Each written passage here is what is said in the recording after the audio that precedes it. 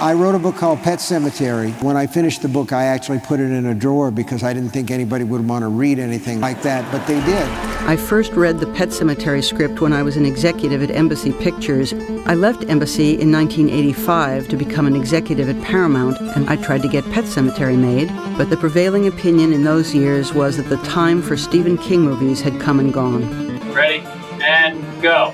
He doesn't just write a scary monster in the closet story. It's always a psychological aspect to it. It was one of those films that you find with a group of friends and y'all immediately love it. It was a woman directing a horror film. It made my career as a film director. It's still my most successful film.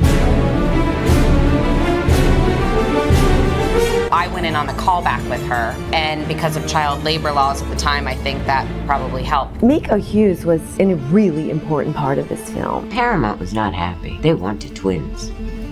Shoot it, schedule it. I didn't find actually that working with the child very difficult at all. The cats were another story altogether.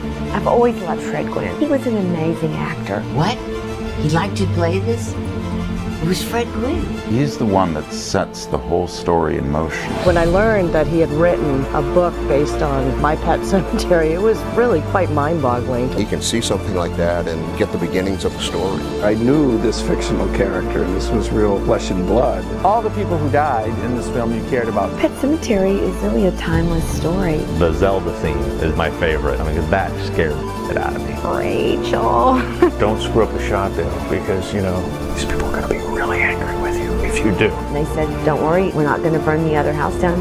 They assured me that nothing would go wrong. Dale actually got a second-degree burn. It felt like the fire was right in my face. He lunges in, he bites it, pulls it off. Fred's going, oh! And Miko freaked out. I really wanted to pull it off. It was very claustrophobic.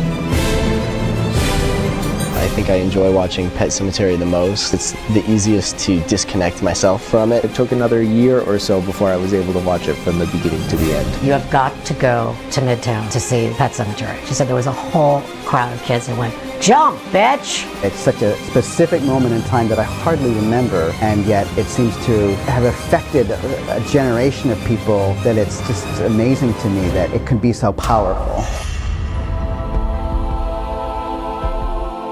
Well, at least something could come of it. This place. Couldn't plant nothing but corpses here anyway, I guess.